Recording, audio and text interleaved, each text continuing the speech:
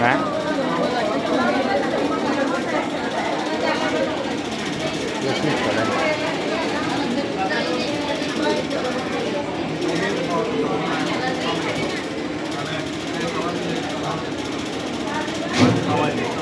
সবাই করবেন, সবাই চুপ করে, সবাই কেমন কাজ করবে, সবাই শুনে আন্দাজ করেন।